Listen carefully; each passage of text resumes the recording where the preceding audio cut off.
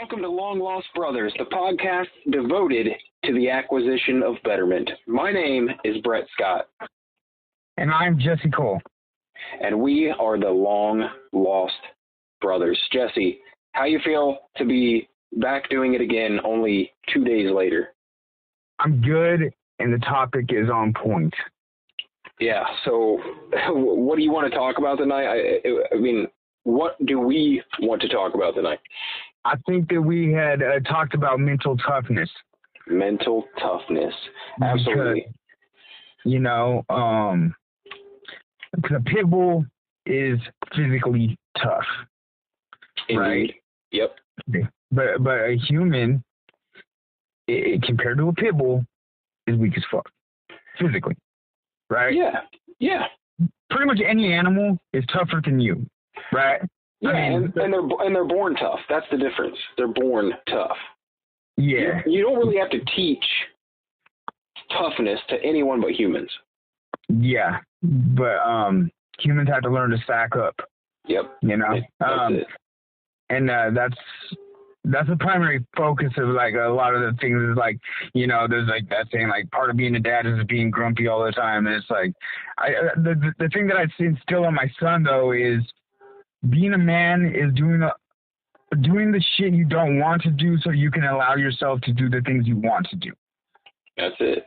That's Jocko Willink would say, discipline equals freedom. Precisely. So I did run that 10 miles yesterday. I went 10.2. And I was thinking, okay, so this is where a little inspiration from me, as some of you might know. I have a scattered past, so you know, like I've experienced some homelessness in my life. So when I run from the south side of Aberdeen, and then I ran to north to the next town, but they're connected. It's like whatever. But anyway, you had to run straight through downtown where I live, and that's where most of the people that are actively experience homelessness are sleeping. Okay, yeah.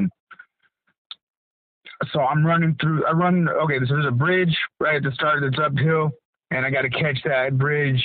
It's also uphill on the way back to get home and to get out of here. So that really, it starts it off with something tough, and then I witnessed with my eyes. I see these people that are really suffering. Okay. Yeah. And so it makes me think, no matter how far I'm running, my suffering stops as soon as I decide. These people are suffering actively because they don't really have a choice. So I can keep pushing my little fucking legs, and I can be a little tougher. I can suck it up. I can sack up. Yeah. You know. Yeah. And so it's like the difference between starving and fasting, right? Is you're starving when you cannot access food.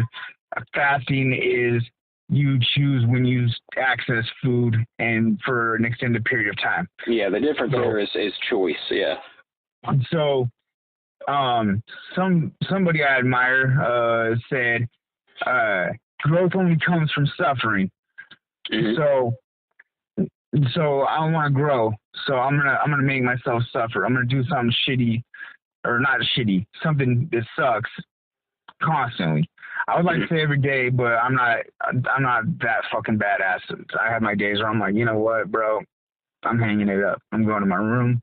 I'm putting on Netflix. I'm gonna do something else. And then something else that I realized yesterday, after this, I had this little epiphany while I was running. I saw, it's Saturday morning. If you're downtown, it's early. There's going to be people with blankets, and there's going to be people walking around that you can tell have actively been using narcotics. Yeah. And I'm realizing it's like, man, this is the life I used to be in, and I don't want to be back in this life and whatever. Anyway, fast forward all that. Then I realized that, okay, I can't, this training that's very physically taxing, and training endurance is you need to be mentally tougher than powerlifting, I would say, in a sense, or bodybuilding, I would say, with the extension of variation of diet. No, 100%. It's 100% way harder than both those things. I'm sure. You're gonna push for an hour and a half. You know, what, an hour and 20 minutes I ran yesterday, and it's like, you know, somebody that runs these like ultra marathons will be like, that ain't shit. But to me, I was like, damn, bro, this kind of spending. But then I realized, okay, I did that, but then I still have to be a dad, right? Yep. I get home and it's like, on the weekends, me and my kids and my wife, we go find fucking waterfalls, and we go, we go pick berries in the woods. You know, like, we do things. Right. And so previous to this, like, I'll go get my little pump on real quick, or I'll go ride this little fucking punk-ass air bike for 30 minutes or 15 minutes after I do, a couple of bench presses or whatever I'm doing. Not taking away from the training I was doing before, but it was a lot less. It's like, you know, after a long run, it's like I'm freaking crippled, man, you know? Yeah, it's a different thing for sure. Yeah, like, you know, like I had, like, salt on my shoulders from that run. Yeah.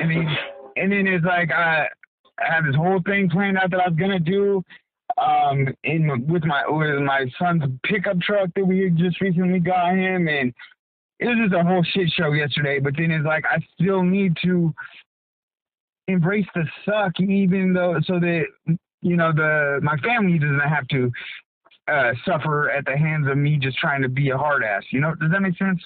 Oh yeah. Mental toughness goes way further than just the physical stuff we do to get tougher, but it extends into everything, man. Like having patience and interacting with your family and your job, and you know, you still have to be able to do all these things, and making yourself more mentally tough helps, you know, more so than like, hey, I'm making myself a hard ass for physical feats. Those all that training is making you more mentally tough for everything else in life. Like it's almost like meditation, right? And when you meditate, you're not doing it for that moment. You know what I mean? It moves into every aspect of your life. If you can spend time in concentration, in meditation, to where you're solely focused basically on nothing and emptying your mind and being calm in the face of whatever is going on around you. Yeah. That makes you able to do that when shit gets chaotic. And so, you know, building mental toughness makes you steadfast even in those moments that shit's going nuts, man. Your family's fucking going crazy. Your kids are acting a fool. The car breaks down, all that shit. If you're mentally tough, you're going to take it in stride. Exactly. And dude, that's funny because the car broke down yesterday. I didn't even know that. Ran the truck out of gas on the edge of the highway. Damn. And, you know, it was the most. Anyway, and so yeah, it's like the truck, it didn't break down as we ran it out of gas. Yeah. Halfway to the next town, and I live in a very rural area. See, it's even more mentally taxing because you know you did that to yourself.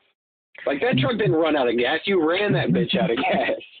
Precisely, and it's like we just got it. We haven't driven it that much. It's one of them, it's a dope truck, okay, for my son that we got him at 16. It's a 84 F-250 high boy. It's timered out. It's got nice rims, Edelbrock, fucking carburetor. It's a nice truck. Do not get me wrong. But it's one that somebody rebuilt.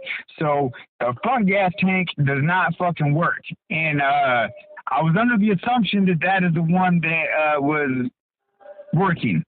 So it turns out the rear gas tank is actually the one that works. Dude, that's cool. That's cool that you got one of them old school Fords, man. Because my dad, I grew up with one. Like, he had this nice ass '87 F-150, and it was all fucking decked out, and had these badass running boards and slick ass wheels on it. Like, it was slick.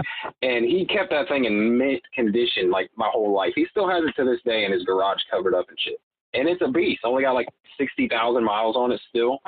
Yeah. And I love it, but it has two gas tanks. That's what made me think of it, because I'm like, do they even make them like that anymore with the two gas tanks?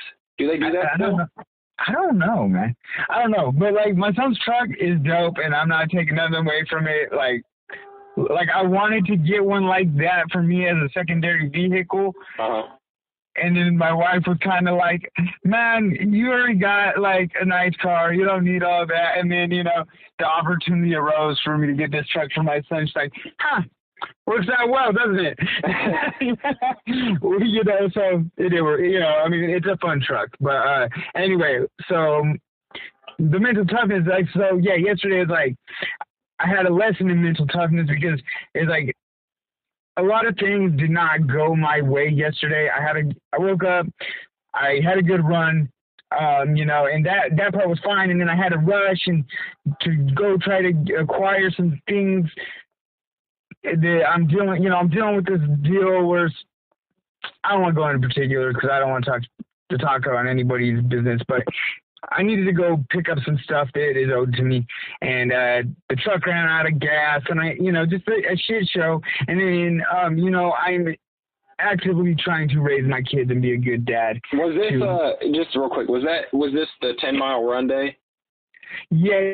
Okay. Right after a 10-mile run, so I'm like already fucking just smashed, you know. Yeah, so it's like I wake up, stretch my legs out a little bit, get a little caffeine in my system, and I'm hitting the bricks, right? And I do that 10-mile run. I'm like, babe, I gotta go do this, that, and the next thing. And she's like, all right. And then I get about halfway between the two towns, and I call my wife, hey, can you bring me gas? Then I put gas in the front gas tank, and it's already fucking full. And so I'm like, poured a little on the carburetor. It wanted to start this whole shit show. So I call my brother-in-law, who's like, you know, like the guy you call when your truck breaks down. He's a badass. He knows how to fix. Sure enough, you know, he comes, brings gas. We're pouring, like, she brought a gallon, so I was just like, it wasn't like pouring out the top, but then it's like, let's put some gas in the back gas tank. And then we did that, and then he sprayed it with starting fluid, boom, fired up. I lit him up and did a U-turn on the highway so I didn't get killed by anybody coming in traffic. And, drove the truck straight home. Everything's fine. Took my Jetta and had my other buddy bring this other truck to go pick up these other items, and it's that whole thing. It was a whole shit show, but the day was rough, you know. And then after that, you know, I get back, and my wife's like, I'm gonna take the kids somewhere, and she means the little kids, because my son's a teenager and he's off working and doing man stuff because I'm raising a young man, and you know, he can go pour concrete and do work and what have you. He does things of that nature. So anyway, so I'm like, she's like, you don't have to go. I know you're tired, but it's like, no, I need to participate in being a fucking man. Right. And running 10 miles and fucking loading up gym equipment, that's man stuff. But, you know, my little kids need a dependable, consistent, level-headed father figure in their life that is going to spend time with them. And that's part of, you know, you have to balance all that shit. Yeah. Because you know, who gives a fuck if you got abs, bro? Are you providing stability, compassion, good role model, leadership for your family? Because if you're not doing that, I don't give a fuck how much you bench press, how much squat, deadlift. I don't give a fuck how quick you can do a friend. I don't care if you're fucking Usain Bolt. If you're fucking a piece of garbage as a fucking person, I don't give a damn what physical feat you're pulling off. And this is coming from a person who is highly involved in physical fitness. You know, the character of a man does not end in the gym, or does not end in your physical, you know, in the things you have. I have driving a nice car, but I could be driving a fucking piece of shit and still be better than a dude in the Bentley if he's not consistently with his children, consistently providing stability. Yeah, you know? I think and just bringing it back to mental toughness, I think that what I've found with physical fitness is it's a means to enhance the other aspects of your lives. You know, it brings you just the sheer exhausting that you do, like exhausting of your body that you do. a lot of times it brings some mental clarity. It makes you more calm. Like, Exactly. you know, you get out all them fucking demons, you know what I mean? Yep. And then you're able to interact with a kid without snapping, you know what I mean? Like that's giving you a hard time or whatever it is.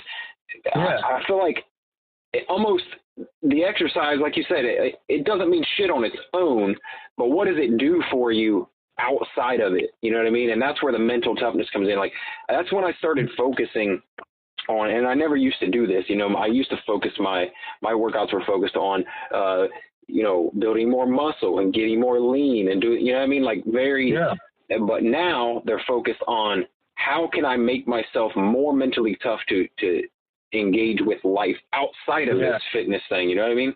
Right. So that's the whole point of my fitness now, is to enhance the rest of my life rather than it just being for the fitness solely. Now I took a cue from you and I actually wrote a little something today. So if you don't mind, so it's pretty short, but I was standing in line at the Chipotle today, and I'm like, man, it was a long ass line. So #staple.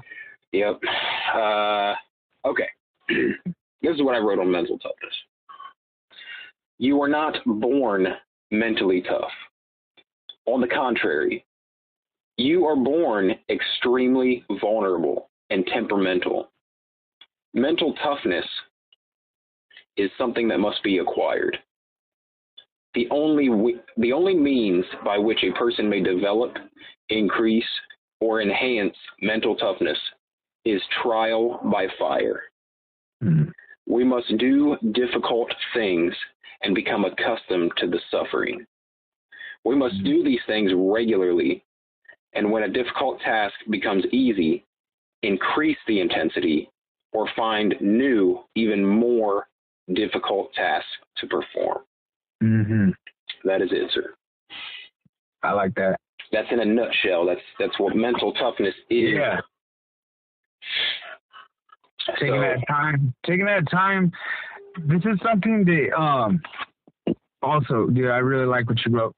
And this is the thing about, okay, so writing down these things is mentally tough, but this is what I like. On my podcast, on the Putting Things in Order podcast, is going to take me a little longer to record these episodes because I'm writing them. Yeah. And but this is I'm gonna be very transparent in the process. I get jacked up. I'm a maniac. Okay, like in the literal sense of the word, I deal with mania and anxiety constantly. So I get worked up. I get out my pen and instead of my mouthpiece, and I just write everything down that I'm feeling, and then I'll type that and I'll email it to myself, just having to go over that thought again, and then I'll read it in clear black and white to make sure I'm not on some bullshit. Yeah, it's good shit. You know, I read it in void of emotion. I exit the emotion after I'm already over it, and it's been a day or two. Then I read it again to make sure that everything is on point and correct. And that is mentally tough for me because I like to always think that I'm right. But that is a cathartic process that enhances my ability to call myself out on my bullshit. And calling yourself out on your bullshit is that's exhibits a lot of mental toughness because we all like to throw our tantrums and be right all the time. Yeah. Right. Yeah, for sure.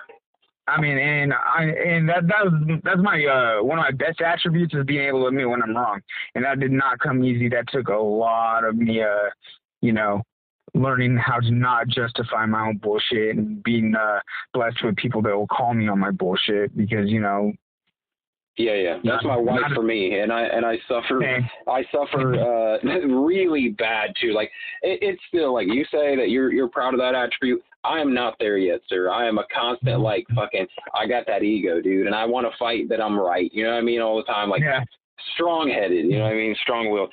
But yeah, that is something I definitely have to work on. I know. And my wife knows when I'll get there because she'll just hit me with like that thought. Is it really though? Are you? She knows so well. Yeah. She knows I'm. She'll motivationally interview me with about 4 words to say, get me back to earth. Yeah. When I'm about to spaz on somebody. Yeah, my wife will literally just say, you got to check that ego. You got to check that big ass ego, awesome. Dude. Yeah. That's awesome. So, and I don't want to hear it at the time, but I'm good at reflecting on shit later while I'm at work or when I'm working out or whatever. Yeah, that's something in running that has, so like I was just saying, I'm a person that deals with a lot of anxiety, and running has really, really decreased my anxiety because it's like everything that I'm thinking about is like, my anxiety affects me in a way where I will overthink something to the point where it's paralyzing. Yeah. And so when I'm running, I think about that shit, but it's like, you'll hear a lot of times when people are dealing with anxiety, the therapist will tell them, deep breaths. You know, that goes for like temper, anything that's, you know, a heightened euphoric feeling that your body's generating. Your therapist or your counselor will tell you deep breaths, count to 10. You know, smell the flowers is one they'll give the kids. Which you're naturally doing when you're running. Yeah, exactly. You're breathing rhythmically, you know. Yeah, because when I first started running, I was dealing with a lot of anxiety, and I was new to this process and thought of taking deep breaths, and I was running and I was thinking about some shit that had me super mad, and so I fucked up my whole breathing. I had to stop running for a minute and be like, yeah, like my breathing cycle just went off. So now it's like I just don't overthink things and I just run, and then I slowly start to let it build the thought, and then by the time I've ran this, you know, I mean, even if it's just a 3-miler that I'll do in 26, 27 minutes, that's 30 minutes of decompression from a high-stress job, from a lot of secondary trauma, from, you know, interrelationship issues. Not that I have some kind of crazy issues with my spouse, but, you spend 24 hours a day with somebody. Yeah, that's everybody. Everybody in a real relationship, for sure. Yeah, no, my wife is incredible. Like, I don't know a better person, you know, and I'm not just saying that because she's going to listen to this later. She's really the best.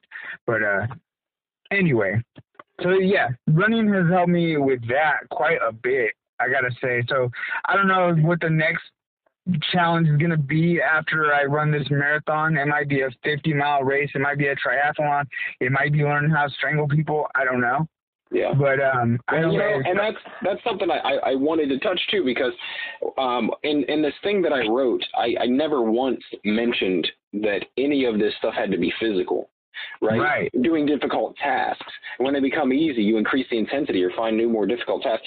There's nothing physical in there, so that's not the only thing that builds mental toughness, and that's why I wanted to be clear. Like, sometimes it's challenging yourself to do something like.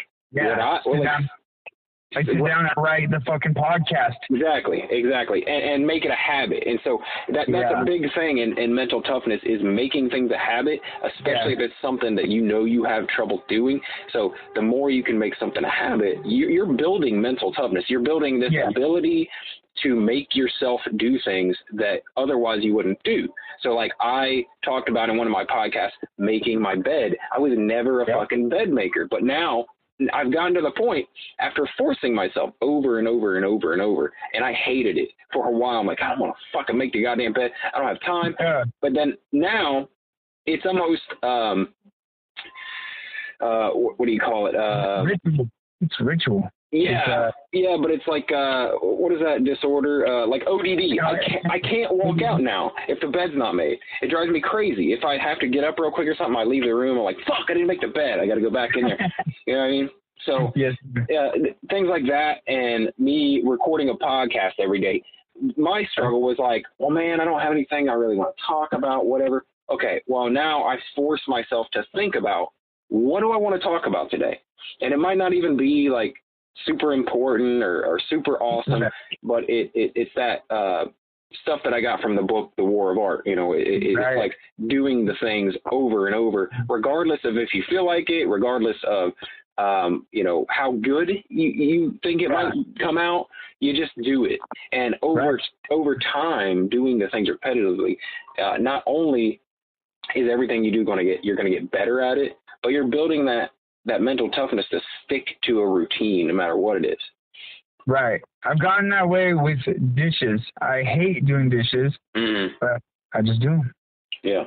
There's just, I do like, I literally hate doing dishes, but I've been doing them, not because I don't feel like my wife or my roommate or whoever could do the dishes, because I feel like it's something, it's just another thing that sucks, and I'll just do it because that's just get it done, and writing, I've been sitting down with that damn pen, and it's like, I'm always want to write something that's so in depth, but it's like, maybe I just need to write something simple. Yeah, because a lot of times, man, it's just not there. That was the same thing with me making my videos. It's like, some days I'm fired up to write. Well, those aren't the day. That's not the day or to record.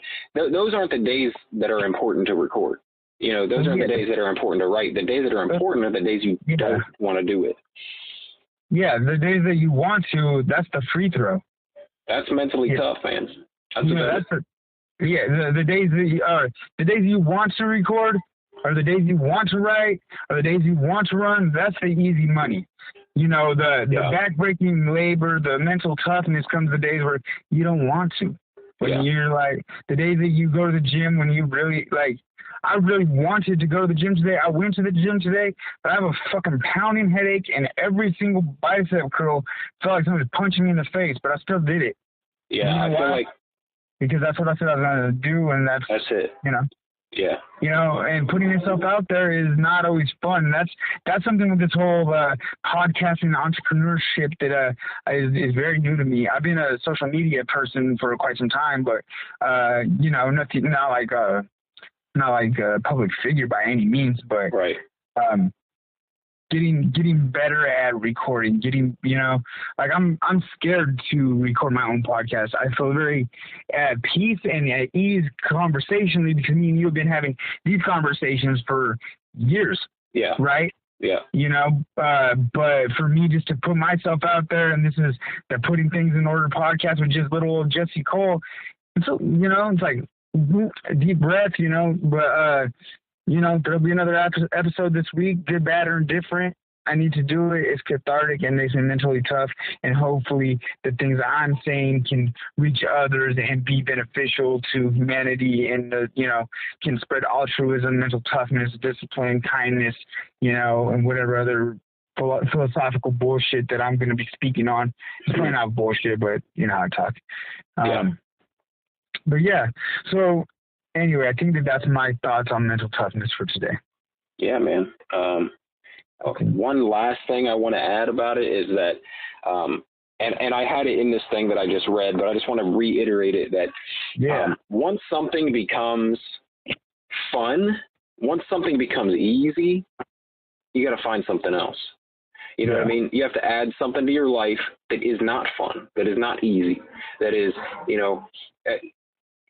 like, I may enjoy podcasting and recording, making videos, but I don't enjoy it every day. And that's why I'm like, okay, I'm going to make myself do it every day. And that's why with the making the bed, it's like, okay, now I make the bed. Now it's just part of my life. I need to find something else.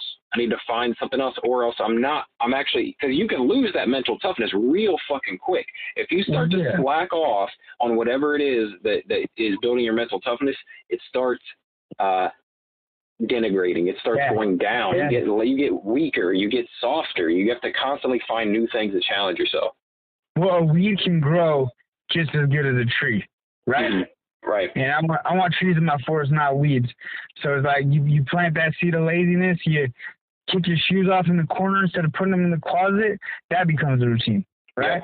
Yep. And I drive my wife insane with my shoes. They're everywhere. But you know what? I'm getting better. I have 4 pairs that are in the closet.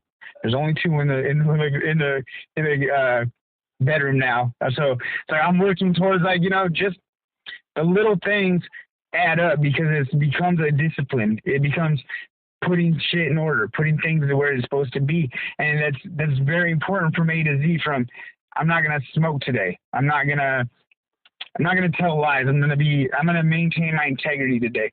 All that is a mentally tough process if you're aware of it. Mm-hmm. If you're aware of a change and you're not making it, then you're not building mental toughness, and you're feeding the two wolves inside of you. Which one are you going to feed, right? Right. The good or the evil, or however, the good, the bad. Right. Are you building mental toughness, or are you building mental softness? Yeah, are you making excuses, or you're making the bed, right? Right. That's it. Yeah. All right, man. All right. Cool. All right. We'll get back in a couple of days, and I appreciate your time. Thank you for listening. Please listen to my podcast as well, the Putting Things in Order podcast, available wherever podcasts are heard. Spotify is the easy link. It'll be in my story. Right on. Check out mine, Brett Scott Daily. I try to post a daily podcast on whatever the fuck. It's random topics every day. So if you're into that sort of thing, go over there and favorite that. Also have a YouTube channel where I put out video versions of the same content usually, but sometimes different things. Follow us on Instagram at LongLostBrothers_podcast. Jesse is at Cole with a K. I am at Real Brett Scott. You can follow us there. We post it all the time. All the kinds of stuff we talk about, you'll see posts about those sort of things. So if you're into this podcast, you'll probably enjoy following us on social media. Let's see. What else? Any questions for the podcast, you can post them there on Instagram, or you can send it to longlostbrotherspodcast@gmail.com, and we will, for sure, man, if we get some questions, I would love to discuss them on the podcast, wouldn't you? 100%. I would love to interact with anybody that's interested in the shit we're talking about. If you're curious of the acquisition of Betterment or have thoughts on it, we could expound on them. I'm super into that and super open to that. And talk that shit, homeboy. Inbox us. We'll be quick to reply and get on it. Right on. All right. Thanks, everybody, for listening. We will talk at you again in probably just a few days. Yes, sir. Later.